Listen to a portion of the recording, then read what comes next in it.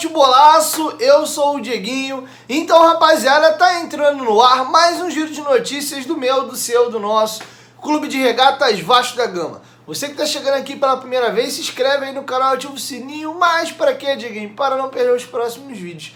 Segue a gente lá no Instagram, estamos fazendo um trabalho muito bacana por lá. E segue a gente também no Twitter. Dieguinho tem várias informações e opiniões também por lá. Já chega deixando o seu like marotaço para dar aquela moral e ajudar na divulgação do vídeo. Bom, galera, o vídeo hoje tá bem importante. Presta bastante atenção. Tenho muita novidade de casos importantes para trazer para vocês.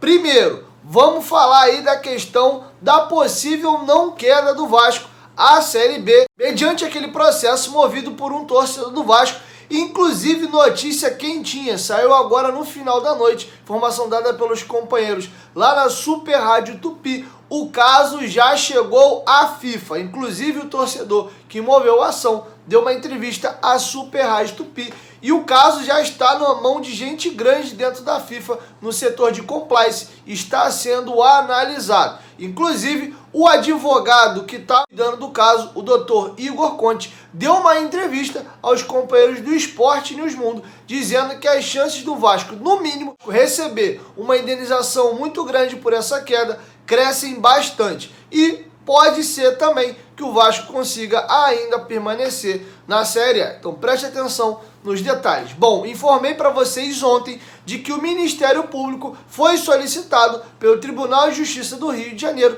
para que ele desse um parecer sobre o caso. Após o parecer do Ministério Público, o Tribunal de Justiça do Rio de Janeiro, na 7ª Vara, iria dar o seu posicionamento sobre o caso. O advogado que cuida do caso deu a sua opinião de que cresceram muito a chance desse torcedor ganhar essa causa favorável ao Vasco da Gama. Na opinião dele, as chances do Vasco ganhar, no mínimo, uma indenização chega a casa de 99%. E eu vou ler para vocês o depoimento que o advogado Igor Conte deu aos companheiros do Esporte News Mundo.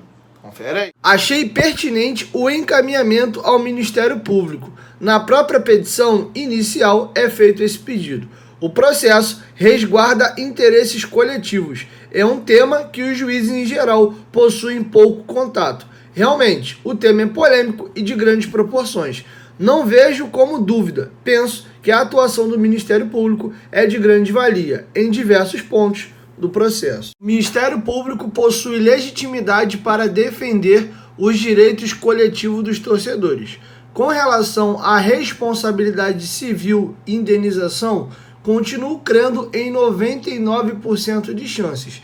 Já com relação ao Vasco jogar a Série A, como eu disse antes, talvez possa ter aumentado as chances. Uma coisa é certa, não há saída. Os atos irregulares são notórios, bem como os prejuízos causados. Ou a decisão desportiva será revista, ou o Vasco deverá ser indenizado. Bom, vamos falar agora do próprio torcedor. Ele é um advogado, morador lá de Salvador, Bahia, o Dr. José Luiz Siqueira. Ele, no mês passado, juntou materiais para poder estar encaminhando à FIFA. Vídeos, áudios, fotos com imagens comprovatórias de que houve um grande erro naquela partida e aquela partida, sim, deve ser anulada. E para não ficar só nas minhas palavras, eu vou deixar com vocês o próprio Dr. José Luiz Siqueira dando uma entrevista à Super Rádio Tupi, onde ele coloca um pouco da opinião dele e também confirma esse detalhamento desse material chegando à FIFA e também caindo na mão de gente importante. Ele está bem otimista de que o Vasco vai conseguir a anulação da partida e jogar novamente o jogo contra o Inter, e em caso de um simples empate, o Vasco estaria na Série A. Com isso, o rebaixado seria o Fortaleza. Wellington Campos, eu acabei de receber uma excepcional notícia diante, né, da situação que está ocorrendo, toda a nossa luta, né? Você sabe bem, o Wellington, que nós encaminhamos em igual teor 3 correspondências à FIFA, né?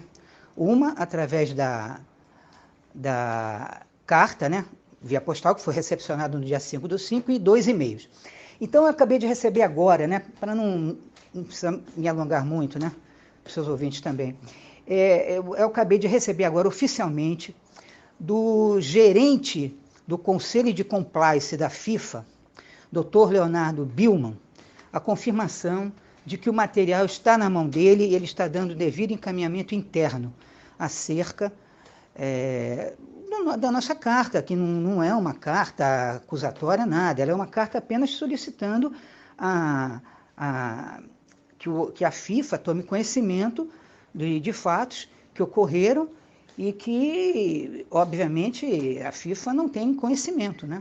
Porque, com toda certeza, os elementos que nós encaminhamos, a FIFA não tem conhecimento desses elementos. Então, é uma notícia importante, porque nós encaminhamos as 3 correspondências, né?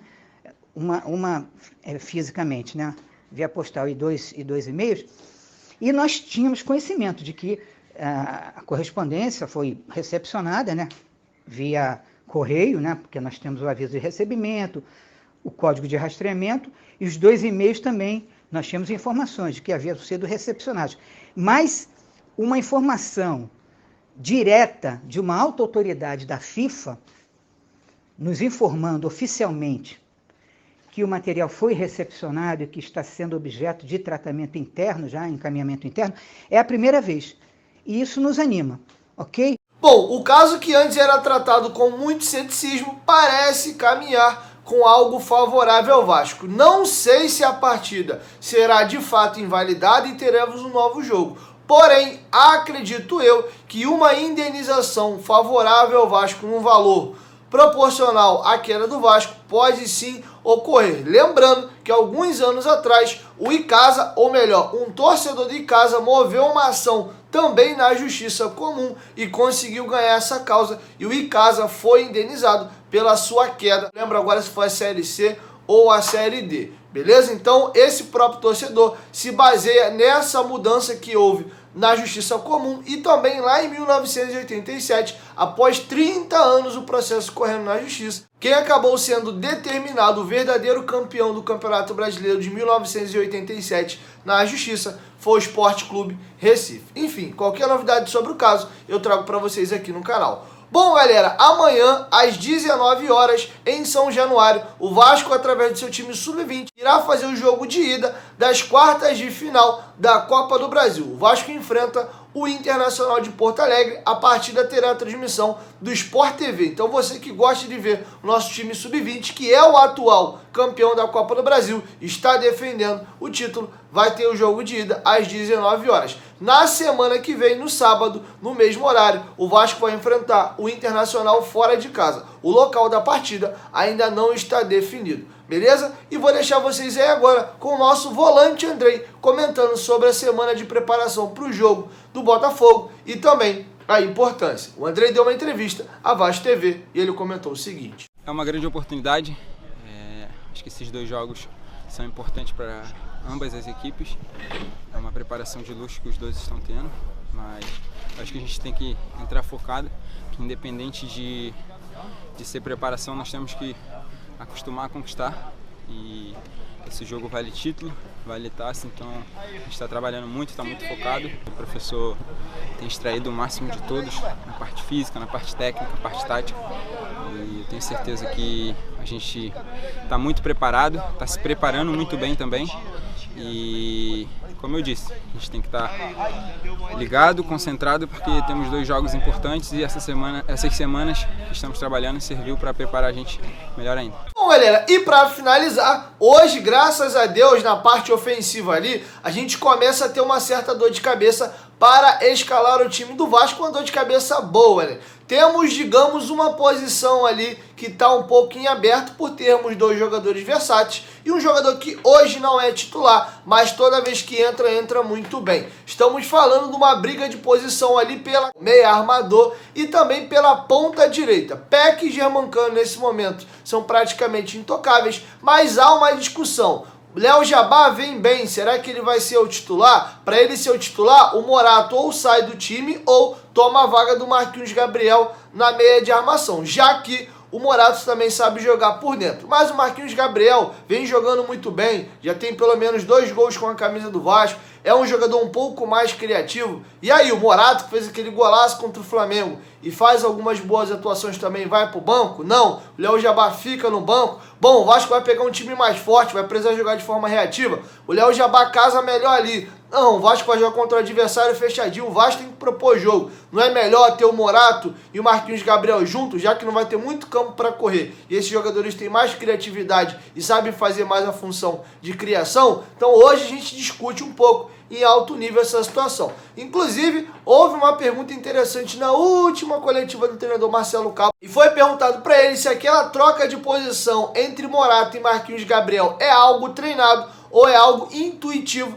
dos jogadores. E ele comentou o seguinte: é treinado, porque a gente sabe que os dois conseguem ir bem nas duas funções, tanto por dentro quanto por fora. Então, quando você tem essa troca, ela é muito treinada, essa troca.